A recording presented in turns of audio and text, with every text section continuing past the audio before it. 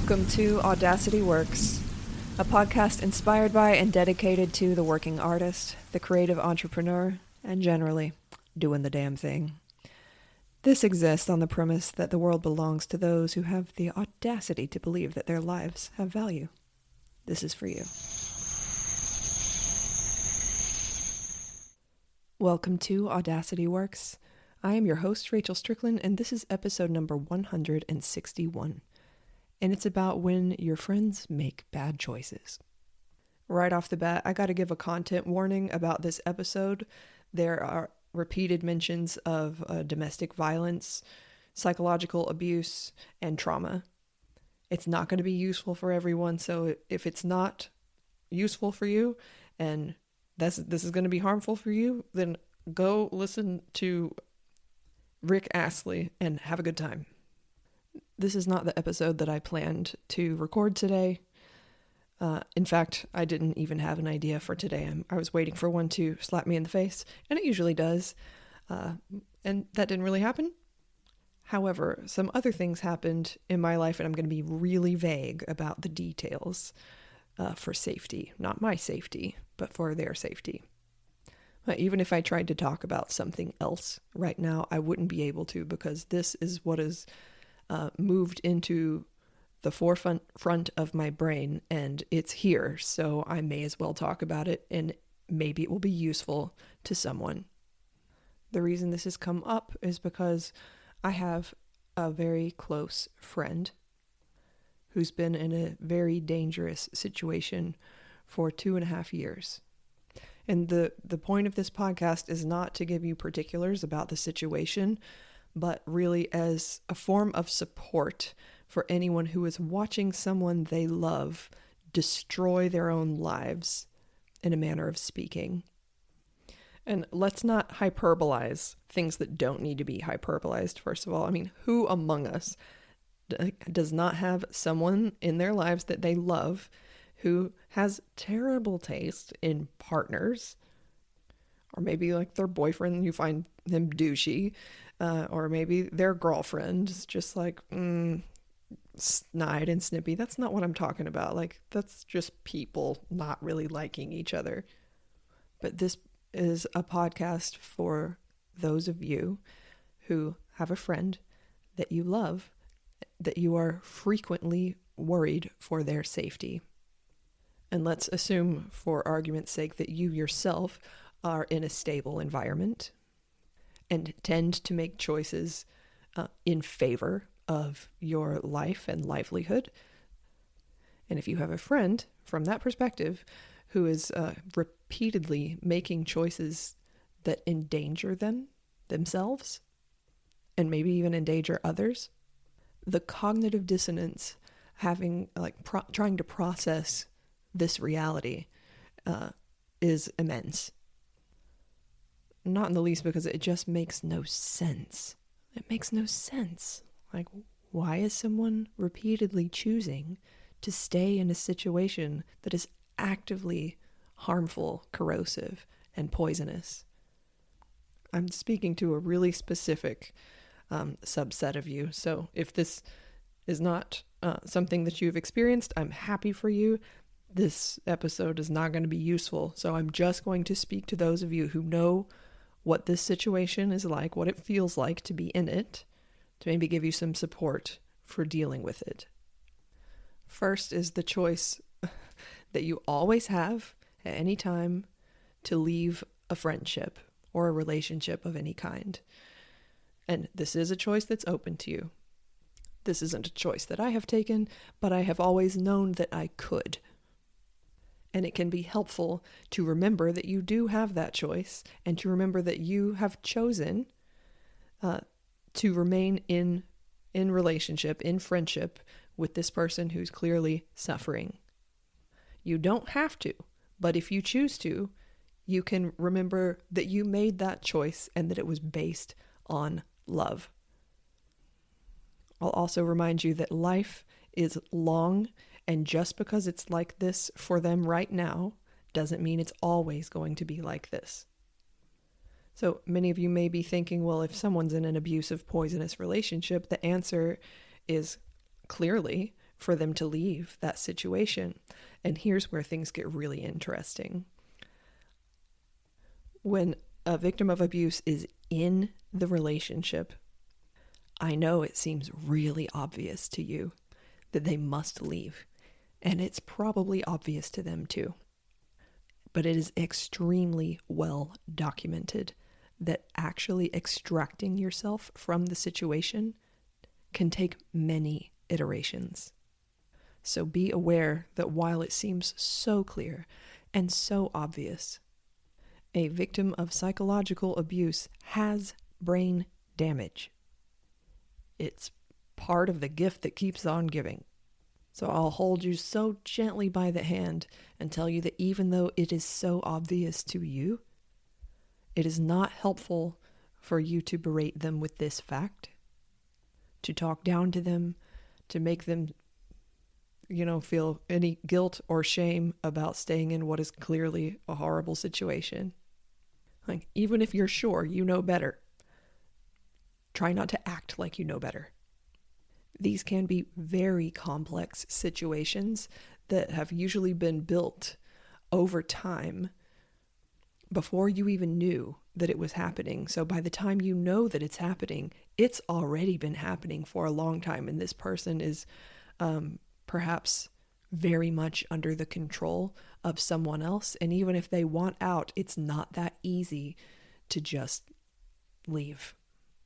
And this is where, for you, as the friend, as the helper, if you have chosen to remain in that role, it is fucking maddening. And there may be times where your friend is like, you think it's it. You think, we've done it. Like, they're out, only for them to go back again and again. I'm telling you this so that if this happens to you, or if this is happening to you, it's really common. And it is perfectly human of you to be furious with them when they go back. But well and truly, the only thing that you can really do is listen. Listening to them, reminding them of how you see them, the good that you see in them, because a lot of victims of psychological abuse and physical abuse have been more or less brainwashed into believing that it is their fault, they are the problem, they are a horrible person, and that they deserve everything that's happening to them. And all that shit doesn't go away just because someone says, "But you're great, I love you." But say it anyway. It may take a very long time for them to really leave. What you can do in the meantime is listen, and when they are ready, help them make a plan. It is so hard not to give advice in this situation, and that's coming from someone whose whole job, basically, is telling people what to do. The best thing you really can do is listen to them, validate their feelings. You are allowed to express your concern, but it is not helpful to express concern in terms of like, how could you allow this to happen? Not helpful. But just saying, I am concerned for your safety. I am worried that so-and-so is going to hurt, and or, you could say it like that. Sometimes hearing it said in a calm voice, very rationally and black and white, can help that move in the victim's mind closer to like, this is actually real. This situation is actually that bad. But it's not a magic pill, and it's not going to happen overnight. And when they are ready, a safety plan, like a plan for how to leave, can sometimes be months in the making. I'm going to put some links in the show notes. I hope this is not valuable information to any of you, but it probably is. Because I know a lot of those listening personally, and I know you to be caring, empathetic people. So I'll put some links in the show notes. I found these helpful for me months ago when I was like at my wit's end. I'm like, it's still happening. Why is it still happening? But it's not about us. It's about them. And these things take time. And there's links in there about how to make a plan for how to stay safe for them that you can help them go through point by point. You can be a voice of reason, not judgment, just reason, like helping them create a list for things that need to be taken care of, a new phone number, medications, important paperwork, things like that, because they need someone else's brain to help them think of these things a lot of times. Like I said, like trauma causes brain damage. You may notice that that your friend's memory is worsening rapidly. That's very common as well. They may tell you things 2, 3, 4, 5 times as though they've never said it before. All of this is common. I wish that I had known this ahead of time, which is why I'm telling you. The safety plan is actually really, really important. There's a link in the show notes to a resource through the National Domestic Violence Hotline that will walk you through the things that you need to be thinking about and help your friend think about. And a lot of these seem really obvious, but remember that like you're in your right mind and your friend is not. And particularly if it's a heightened state and it's in a state of crisis, you don't think about things like, oh, I'd better get my blood pressure medicine. No, you don't. That's why having the plan is so important and so helpful. You can also help by being the keeper of receipts. A lot of victims of abuse are quite good at documenting what's happening to them, either to play back for themselves when they're trying to talk themselves out of it, like, well, that didn't really happen. It wasn't that bad. And then they can listen back to a voice recording or text that they've gotten from the person controlling them. Now, if a person has that much control over your friend, they are probably monitoring their phone usage, their email, all that shit. So something that you can do, which will take nothing from you, is to be the keeper of receipts. So if your friend can send you some of these receipts, don't look at them. Don't listen to them. Don't read them. Just keep them safe. That way there is a record that can't just be erased from your friend's devices.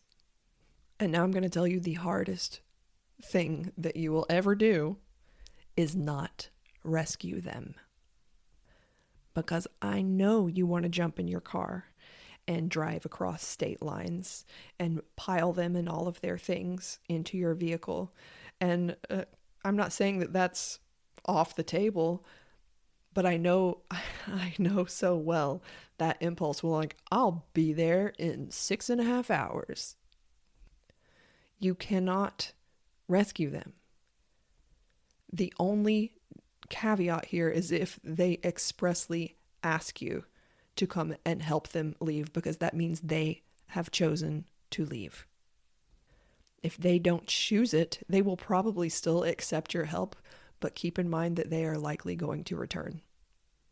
They are not a lost cause. Your friend is still in there, but it has to be their choice or it is not going to work. Now, so far, this podcast has been about things for you to do for them, which is mostly listening. And if they do ask you a question, answer, try to, keep it logical, because they are already feeling guilt and shame. It's almost guaranteed. So victims of this type of abuse often isolate themselves even further. So isolation is the enemy, and it is by design the thing that the abuser is attempting to do. And even if it seems like small beans, you're like, I'm not doing anything. All I'm doing is like answering the phone or sending a text message, checking on them, being like, how are you today? Doing a check-in.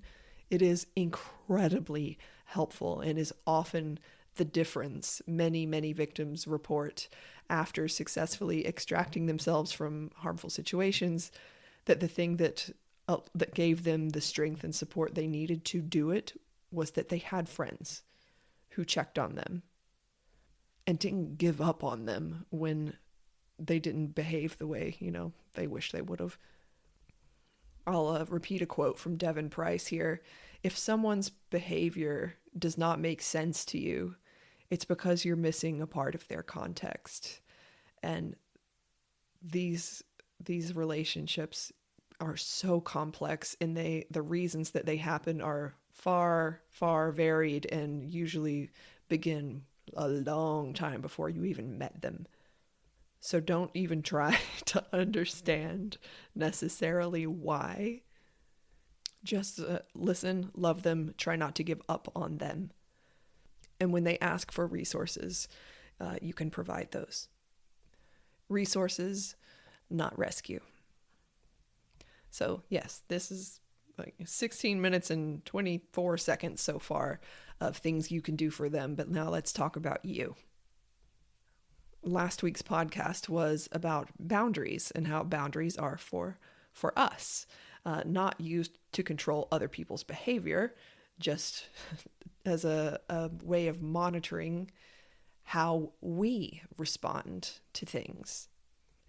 And that applies here too. Like, without you, there's no support. So whenever possible, which is always possible, hopefully, stick to your boundaries. Like, don't answer the phone at night if you've decided you don't answer the phone at night. And something that became really apparent to me, I'll tell you a brief story that happened just before Creatrix. I got a phone call about this situation, and it was a particularly tense spike, I would say, in the severity of the situation. And I had all these folks coming into town like hours later, so I didn't feel that I could afford to have a strong emotional reaction, so I didn't. And as a result, it went into my body and my back locked up. And luckily, my dad is a magical body worker and he lives here on the property with us. It took him 3 treatments just so I could stand up straight. And I know exactly why it happened. It's because I wouldn't let myself feel things as a result of this spike in intensity that I learned about. And as a result, it went into my muscle tissues and into my body. And I think it could have been just really helpful if I had allowed myself to sit and say out loud, not even to anyone, just to myself out loud, this situation is terrifying. I am feeling disgust. I am feeling terror. I am feeling frustrated. Even that would have helped. But I didn't do it, and then my back got all jacked up. So that's some advice for you too. You have to be able to take care of yourself, and this is tricky to do under normal circumstances. And here we're in this really exacerbated, heightened period of life. And that's when boundaries are the most important, because you've already made those choices for yourself. Like, I know that this is best for me and to keep me safe and stable and well. And it does not help your friend, not at all, not even a little bit, for you to be unsafe, unstable, and unwell, particularly because of something that's happening to them. So I know that this is maybe not what you were expecting in a podcast episode this week. I know it's probably a bummer, but I really wish that someone had told me these things, or that I had sought out this information months or even years ago. And part of the reason I have chosen these specific points to address is because I made all of these mistakes. I made all of those mistakes. I was judgmental. I believed that I knew best. I gave advice when no advice was asked for. I tried to rescue, and ask me how I know. But this situation proximal to my life has sort of come to a head again today. So this was in my mind and on my heart. So this is the thing that I'm putting out into the world. If this was useful to you, I'm sorry. And if you know someone that you think it could be useful to, please share far and wide. And if you can't get to the show notes or you don't want to look them up, the National Domestic Violence Hotline is thehotline.org, and they have great resources. The link that I've put in the show notes to making a safety plan and learning like why people stay. Why do they stay? It's really helpful. It's all there, thehotline.org. Thank you for spending this time with me and listening, having my voice in your ear for the past 20 minutes. I appreciate you all so much, and thank you for being here. If you have requests for future episodes, I would love to hear them. And you can reach me on Instagram at Rachel Strickland Creative or on Patreon at Rachel Strickland Creative. This podcast, and indeed me, is powered by Patreon. So extra shout out to my patrons. Thank you for standing with me. Thank you for believing in me, and thank you for your trust. And for any of the helpers who listened to this and it was helpful for, thank you for your service. Thank you. Now take care of you and don't go back to sleep.